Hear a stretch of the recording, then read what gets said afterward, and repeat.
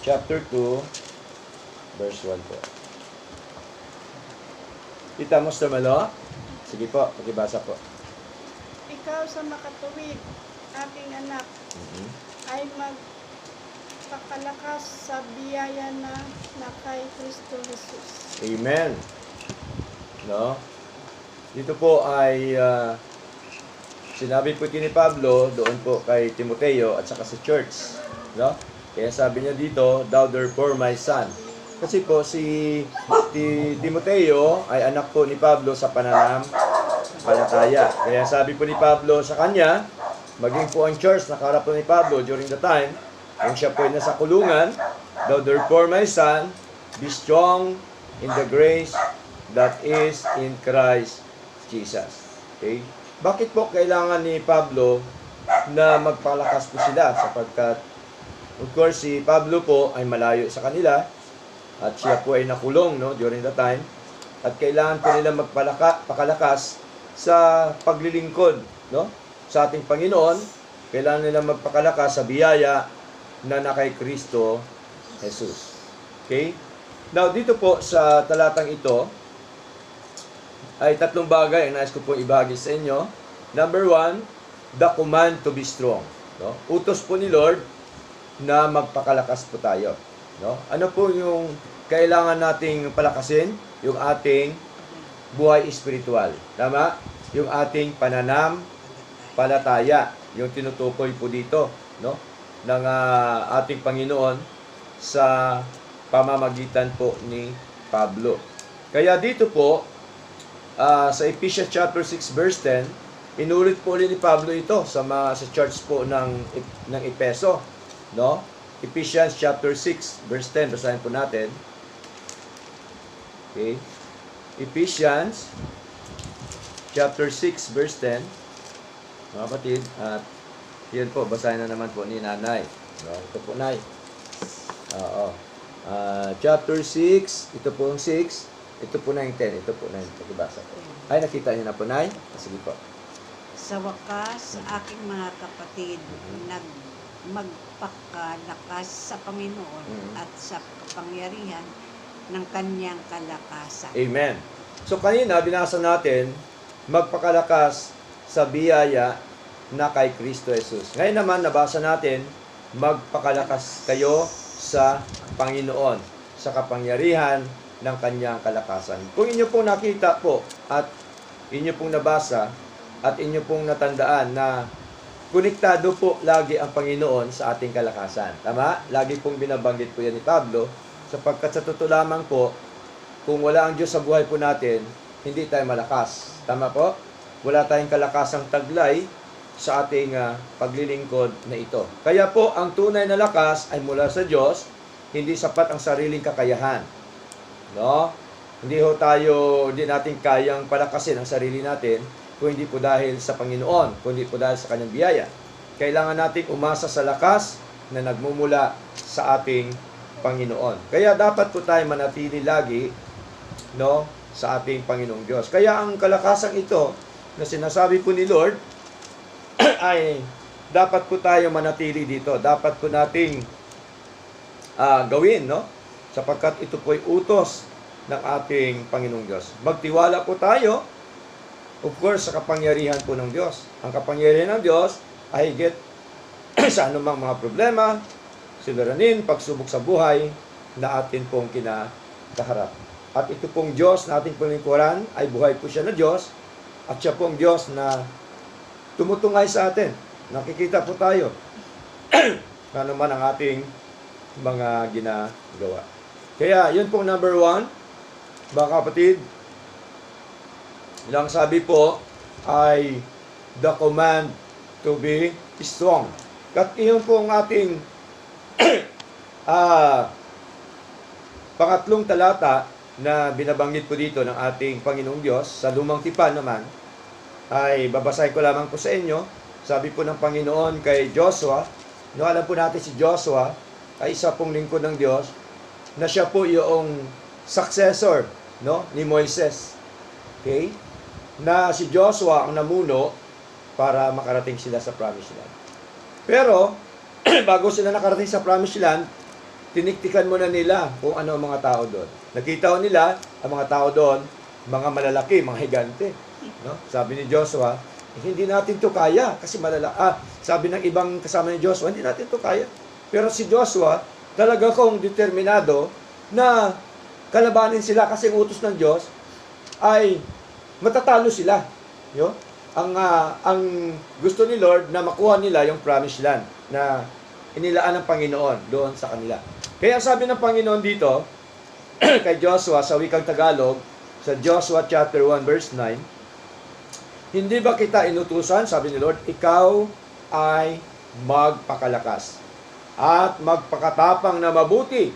Huwag kang matakot ni manglulupaypay, sapagkat ang ating Panginoon mong Diyos ay sumasayo saan ka man pumaroon. Tingnan niyo po yung bilin ng Panginoon. Tingnan niyo po yung pangako ng ating Panginoong Diyos na buhay. Para bagang sa ating kalagayan ngayon, huwag nating katakutan yung mga krisis sa mundo. Tama? Ipagkatiwala po natin sa Lord. Huwag nating katakutan ang problema, suliranin, pagsubok sa buhay po natin, sapagkat alam po natin na meron tayong Panginoon na sumasa atin at siya po ay laging kasama natin saan man tayo pumaroon. Right? Siya po ang makipaglaban, no? Makipagdigma para po sa atin. Kaya napakahalaga na tayo po ay magpakatatag at magpakatapang. Hindi gusto ng Diyos na tayo ay manghihinaan ng loob. Okay? Kahit mahirap ang sitwasyon, tinatawag niya tayong maging matibay sa pananampalataya. Huwag matakot o mangamba. Ang takot ay natural. Pero, pinalalahanan tayo ng Diyos, huwag magpaalipin sa takot. Dahil may mas dakilang kasama tayo ay ang Diyos. Okay? Hindi tayo nag-isa sa laban ng buhay. Ang presensya ng Diyos ang nagbibigay ng kapanatagan at lakas sa atin. Magtiwala sa pangako ng Diyos. Dapat tayo magtiwala lamang sa Diyos. Tapat ang Diyos sa kanyang salita, mga kapatid. Sinasabi niyang sasamahan niya tayo. Tiyak na gagawin niya ito. So, malinaw po. No? That is the number 1. Okay? The command to be strong. Kailangan tayo magpakalakas, mga kapatid. Number 2, the source of strength. No other than the grace of God. No? Biyaya ng Diyos, yung source ng kalakasan. Kaya sabi niya doon, be strong in the grace that is in Christ Jesus. Okay?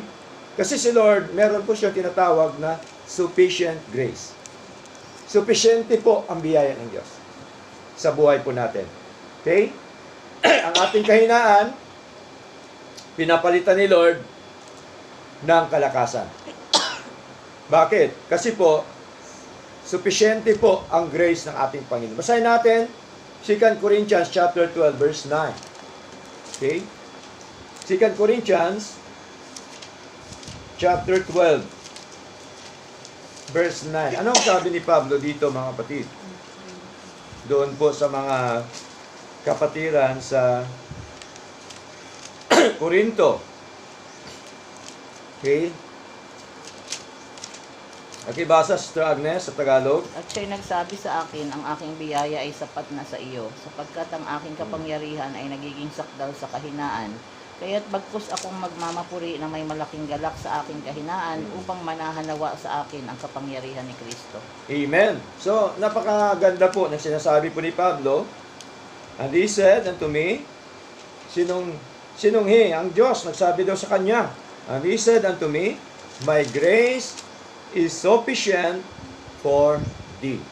So, nakita ho natin yung sufficient grace ng ating Panginoon. Katulad po ni Pablo, na kanya pong naranasan. Kaya nga po, lagi ko pong sinasabi na ang lahat sa buhay natin, biyaya ng Diyos. Katulad po si Sister Malo, no? Nag-birthday noong nakaraan. Okay? Kaya biyaya ng Diyos ang buhay. Tama, Sister? dinugtungan ni Lord ang buhay mo at buhay natin lahat. At yun po, nakita natin yung biyaya po ng ating Panginoon. Kaya sabi ni Pablo dito, sapagkat ang aking kalakasan ay nagiging sakdal na sa kahinaan. No? Kasi hindi dapat manahan ang isang tao sa kanyang sariling lakas. Dapat doon lamang po sa biyaya po ng ating Panginoon.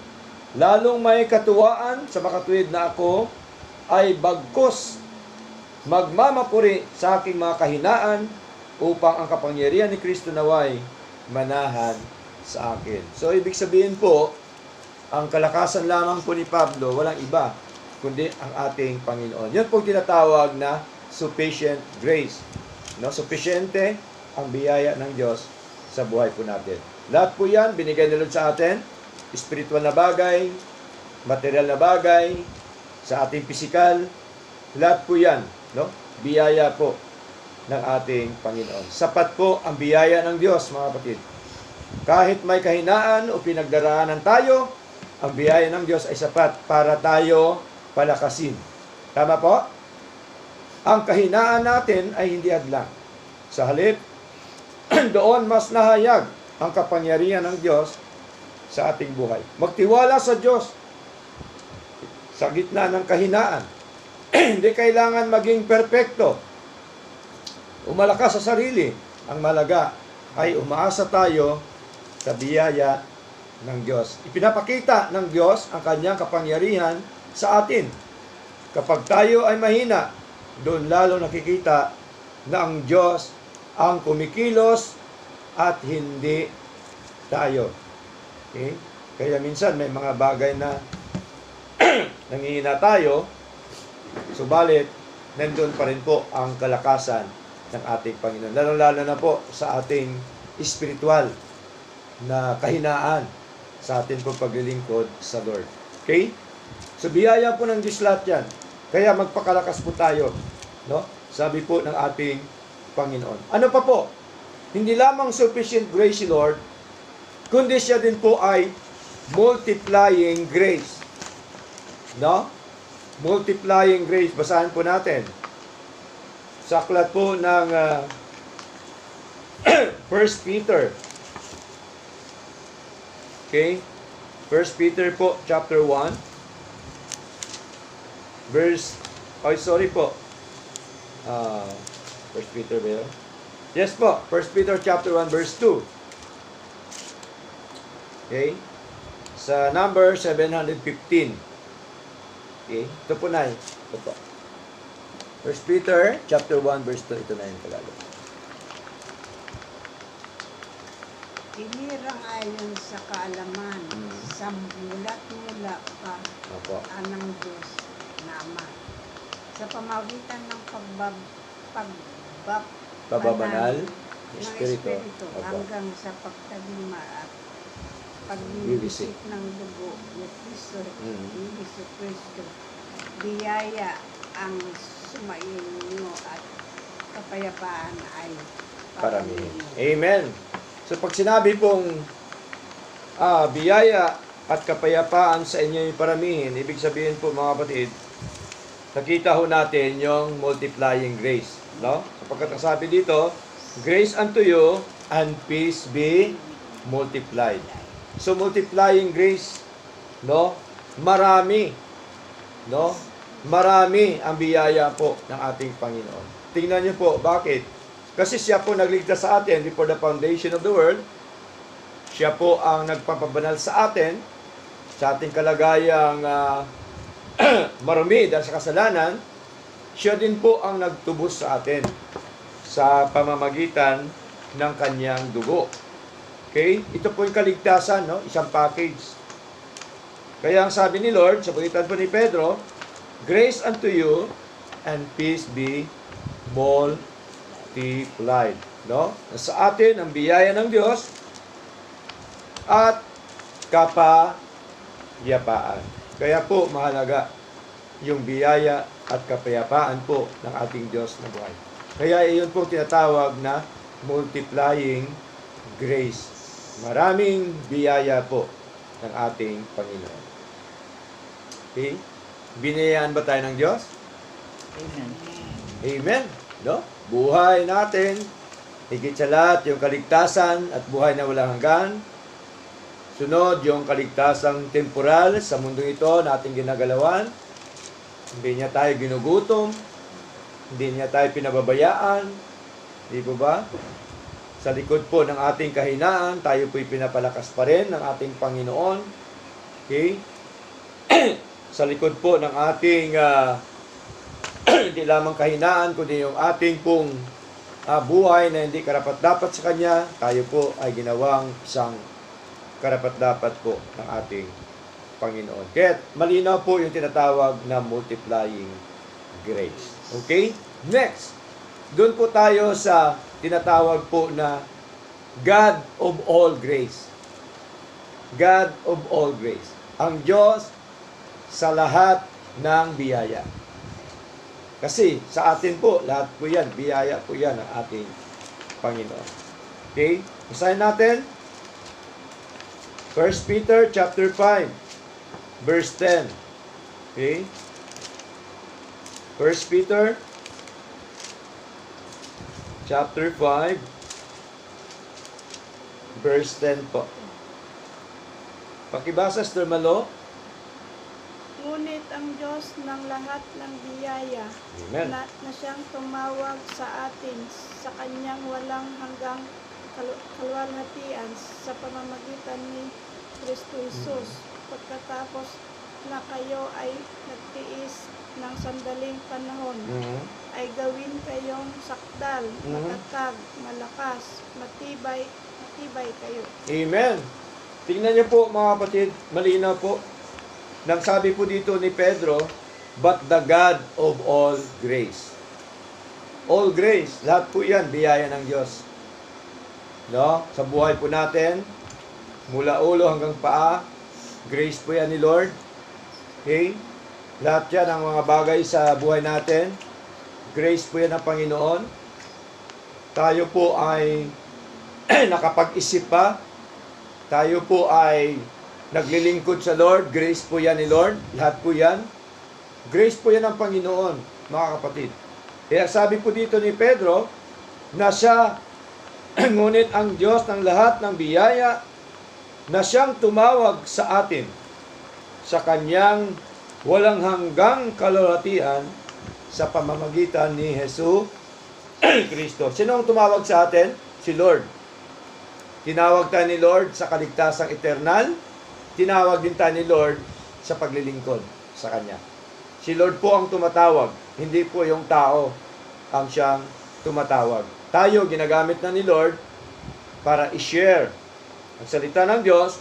Kung gusto ng tao, ng hinirang, ibig sabihin, tinawag po siya ng ating Panginoon para po pakinggan ang aral po ng Diyos. Kaya ano sabi pa po dito? Pagkatapos na kayo ay nagtiis ng sandaling panahon. Yung natural sa isang mananampalataya ay nagtitiis dito sa mundo, no? At hindi ho biro ang paglilingkod sa ating Panginoon, no? May kasama po yang pagtitiis. Lahat naman po na ginagawa natin may kasamang pagtitiis. Di po ba?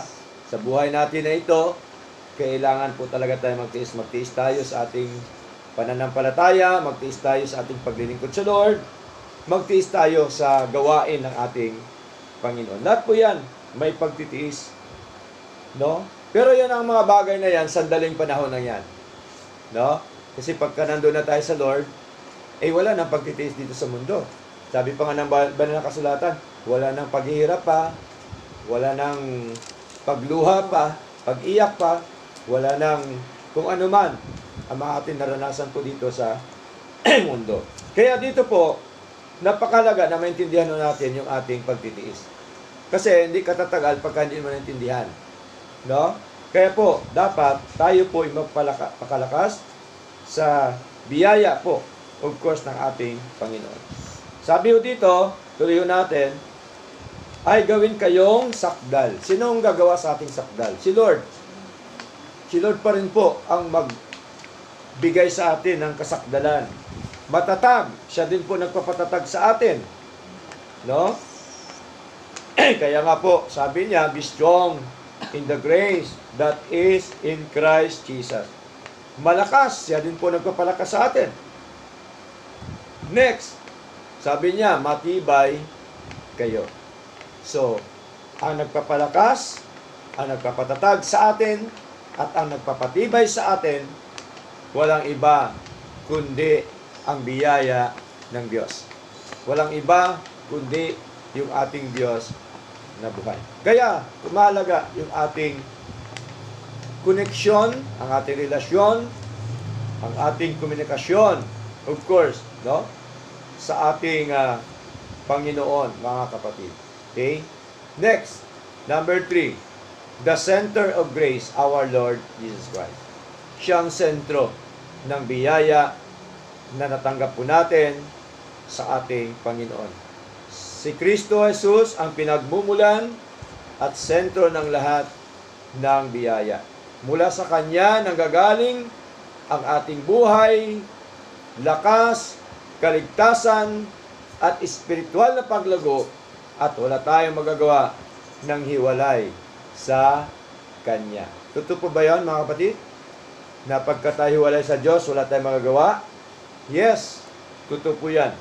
Sapagkat ang sabi po dito, mga minamahal, sa aklat po ng John chapter 15. Okay? John chapter 15. Babasahin po ni Sister Agnes po yung John chapter 15 verse 5. Sige po, Sister Agnes. Ako ang puno ng ubas, kayo ang mga sanga. Ang nananatili sa akin at ako'y sa kanya ay siyang nagbubunga ng marami. Sapagkat kung kayo'y hiwalay sa akin ay wala kayong magagawa. Amen. Malinaw po yun na dapat tayo manatili sa puno.